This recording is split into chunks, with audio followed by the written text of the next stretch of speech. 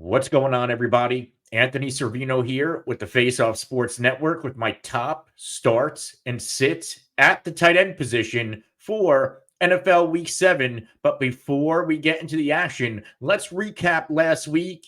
And I had a pretty good week last week at other positions. Tight end, not so much. This is a disaster, but we need to be accountable for our losses. And now it's my time. Jake Ferguson, told you to start him, 4.1 PPR points. Dalton Schultz, told you to start him, 6.7. He did get 8 targets, season high. The narrative was there, but the production was not. Kyle Pitts was a hit, 10 PPR points. As we know, my barometer in PPR, 10 points and up is a hit. Anything under 10 is a miss. Now let's go to my sits, and this is where it really gets fun. To be accountable. I told you to sit Cole Kmet, and he went off for 24 PPR points. That's a fun one. Dalton Kincaid, 11.1, just barely over the threshold. Dallas Goedert, I would say, I'm not even going to, let's call it what it is. This is not a hit. It's not a miss. He didn't get anything. He only played 3 offensive snaps, so this is a push. What a disaster of a week. We need to bounce back. I get tight end has been a really difficult position to project this year, but my results last week, it's unacceptable, and we need to bounce back. We're going to bounce back starting right now with Cade Otton. Cade Otton, I love the situation that he is in. Now, since starting kind of rough, first 2 games, under 1.5 PPR points in each, he's gotten on track. He's had at least 9.5 PPR points in 3 out of his past 4 games, 2 of those games over 11. He's getting targeted a lot. He's since week 3 against Denver, he's had 8, 9, 4, and 6 targets. The volume is there. And what do we know about Tampa Bay? This is an offense that likes to throw the football, and it can throw the football. And when you have receivers like Chris Godwin and Mike Evans, Cade Otton, he's going to find ways to get loose in the middle of the field with the short and intermediate routes. So he's really emerging as a solid fantasy football weapon. And if you have him, or if he's on waivers, this is a guy you want to get on your rosters and get him into your lineups, especially this week. For what it's worth, he's getting 16.5% of his team targets, and he's being targeted on 19.6% of the routes he is running. He only has a 61.3% catch rate. That needs to improve. But again, this guy is getting the opportunity. In fantasy football, I like to chase the opportunity, and now he gets a great opportunity to show out this week against the Baltimore Ravens. This is one of the worst defenses in the NFL when it comes to containing enemy tight ends. In fact, they can't do it. They're not very good at it, and they can't. Which is weird here. The Ravens have yet to allow a touchdown to the tight end position, but they've given up 37 receptions for 436 yards. In fact, those 436 yards is most in the NFL. Their 37 receptions allowed to the tight end, they're tied with the Chiefs and the Packers for most in the NFL. So you may not be getting the touchdowns, but you're getting everything else. And that's really good news for Cade Otton because, again, we're chasing the opportunity. And the Baltimore Ravens, they've been gashed by a few guys like Brock Bowers, Jake Ferguson, Zach Ertz had a solid high floor game, 8.8 last week. And I think this is a really nice spot for Cade Otton because Baltimore, this secondary is extremely leaky. I think they're going to really do their due diligence and try to limit what Mike Evans and limit what Chris Godwin can do. And I think there's a world where I see Cade Otton being the first tight end to score a touchdown against the Baltimore Ravens this season. Cade Otton, by the way, last week had 2 red zone targets. That's the most he's had in a game all year. And since week 2, he's had at least 1 red zone target in every game played. Let's go to my next must start, Evan Engram. This is crazy, folks. And I got to put it out there. Evan Engram finally came back last week. Evan Engram caught all 10 of his targets for 102 yards. Evan Engram is now back on the injury report. He's listed as a limited participant in practice with a hamstring injury, probably the same hamstring injury that put him on the shelf since week 2. So this is something we need to pay attention to. If Evan Engram doesn't get on the right track, and if he doesn't log a full practice, I don't know if he plays. And this is a great matchup for Evan Engram. And let's scale it back. Some of these metrics for Evan Engram, when he's on the field, again, he's only played one complete game. He's being used, targeted on 27.5% of his routes, averaging 44.5 air yards per game with a 78.6% catch rate. He's averaging 2.10 average yards per route run. It's all there for Evan Engram. This offense looked good when Evan Engram was featured. Maybe he's a missing piece to get this thing going. But this hamstring injury seems like something that will linger. I like this matchup against the New England Patriots. They are middle of the pack. But I think New England, like, they have good corner. Like, Christian Gonzalez is very good. They have good coverage players on the back end of that defense, which means I can see a world where Evan Engram gets loose and puts up some quality production. We've seen guys like Tyler Conklin and George Kittle both go for over 11.8 PPR points. It seems like that outside of Dalton Schultz last week, if you're getting targeted, if you're seeing at least 6 targets, you're going to build up some production against the Pats. If Evan Engram plays, he's an absolute must start. If you need a pivot, if he's a last-minute inactive, then we already know we can start Brenton Strange. Brenton Strange has been a solid fantasy contributor while Engram has been on the shelf. He hasn't lit the world on fire, but they like to use him. He's played enough this year to where he has a rapport with Trevor Lawrence, and that's important.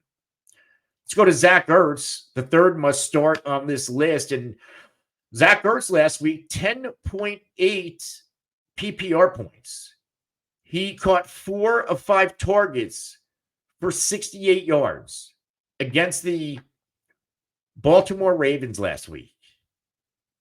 And now he gets another good matchup. But before we get into the matchup, let's talk about some of the efficiency and opportunity metrics. Ertz isn't just a catch and fall guy as he should be at this age. He's getting 38.5 air yards per game, which is 19.6% of his team air yards, which is 95th percentile at the tight end position. He's getting 17.5% of the team targets, and he has an 8-yard average depth of target. So he's being used in the passing game like he's a spring chicken again a little bit. When it comes to targets, I wish there was more volume. He's only had one game with more than 5 targets, which was week 5 against Cleveland. He's had 2 games with 5 targets, everything else under 4. So the volume isn't there. But last week we saw an efficient Ertz where he averaged 17 yards per catch. And that's the type of offense this is. There may not be a lot of volume to be had. Go look at McLaurin. He's not getting a ton of volume, but he's hyper efficient with his opportunities. And we're going to see that when Zach Ertz has his good pop games, he's going to be efficient. And I think this is going to be another efficient spot against the Carolina Panthers. Carolina, they're a defense that they give up production everywhere, running backs, wide receivers, and yes, even the tight end position. Now, only one tight end went for double-digit PPR points. That was Foster Moreau in week 1. But also in week 1, Juwan Johnson went for 9.6, so a combined 20.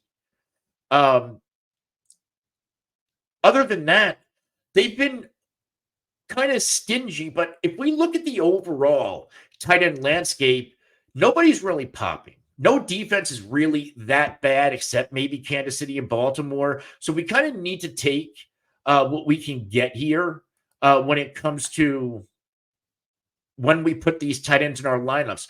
Kyle Pitts last week, he had the 10 PPR points in this matchup. Like, we'll take it.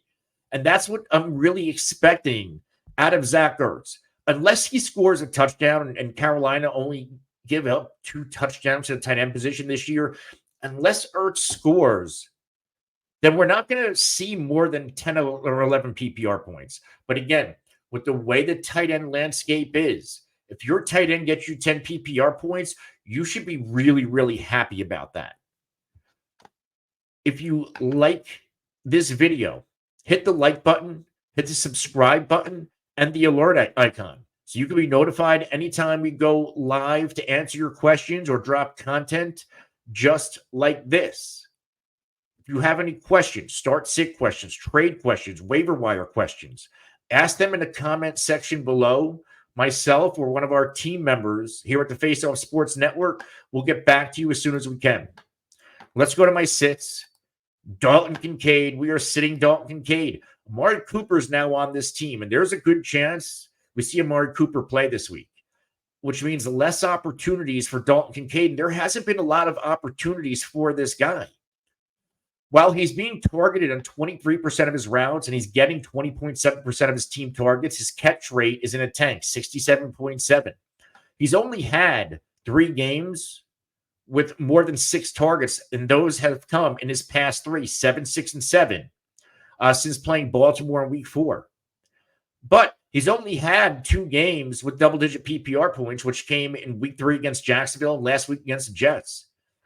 There's something off here with Dalton Kincaid. Only 1 touchdown, not really getting targeted a lot. The passing volume on this offense is kind of non-existent. I think a big reason why is because there's no legitimate wide receiver 1 until now. That's going to be Amari Cooper. So why am I sitting Dalton Kincaid? The reason why that we're going to sit Dalton Kincaid is because this matchup against the Tennessee Titans. The Tennessee Titans are the number 1 team when it comes to defending the enemy tight end. They don't really give up anything to the position. They have yet to allow a tight end to score more than 8.1 PPR points on them, which was Mo Alley Cox in week 6. Everybody else, guys like Kmet, Conklin, Kraft, they haven't done a thing. And I don't expect Dalton Kincaid to do much in this matchup either. I do think the sky's the limit for Kincaid once Amari Cooper gets here and gets acclimated with this offense. I just don't know if it happens this week for either one of them, because while Tennessee's really good against the tight ends, they're exceptionally good against the wide receiver position. And if it's going to be Amari Cooper this week, he's going to get L'Jarius Sneed. Let's go to another tight end we are sitting. That's Mike Gesicki. And Mike Gesicki is one of my guys. But since he popped in week 2, follows that up with a solid 8.7 PPR points in week 3, Mike Gesicki has been non-existent. And a lot of it has to do with T. Higgins. You know, Gesicki was being used. First 3 games, at least 4 targets, had 4, 9, and 5. Through week 3 against Washington, and then T. Higgins comes back. T. Higgins gets involved, and Gesicki has been regressing since. He's had games with 1, 2, and last week 0 targets. Last week a season low, 19 offensive snaps. Mike Gesicki is trending in the wrong direction. He's also losing opportunities. Drew Sample, who's an excellent blocker, led snaps last week. Eric All, 22 snaps, a couple more than Gesicki. So while Gesicki is the best pass catcher and route runner of this tight end group, the opportunities just aren't there while both T. Higgins and Jamar Chase are healthy. Now you get the Cleveland Browns. I get it. The Browns don't do a lot of things right, but they are pretty stout against the tight end position. They're a top 6 team when it comes to defending enemy tight ends. They've only allowed 1 tight end to score double digits, which was, I'm not going to say the guy's name right, Grant Calcaterra, who went for 10.7 last week, caught all 4 of his targets for 67 yards. He played for an injured Dallas Goedert, who only saw 3 offensive snaps. Everybody else this year, Ferguson, Strange, Bellinger, Bowers, Ertz, under 10 PPR points against the Cleveland Browns. We are certainly sitting Mike Gesicki. Let's wrap this up. Colby Parkinson. Colby Parkinson has been cooking a little bit.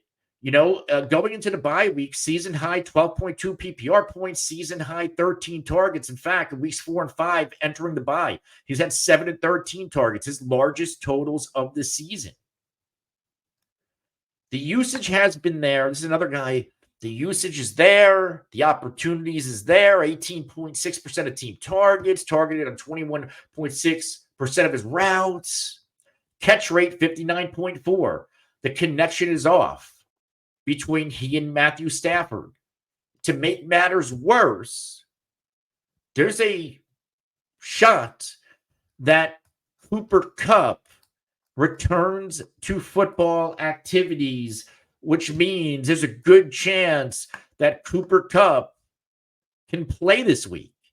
And if Cooper Kupp returns, I don't see much target volume going in the direction of Colby Parkinson. And even if Cooper Kupp does not play, I'm sitting Colby Parkinson. He gets the Raiders. His team's a dumpster fire, but this is another dumpster fire team that does fairly well against the tight ends. This is the 10th worst matchup, the 10th most difficult matchup when it comes to defending enemy tight ends. The Raiders can at least do that right, and there isn't much.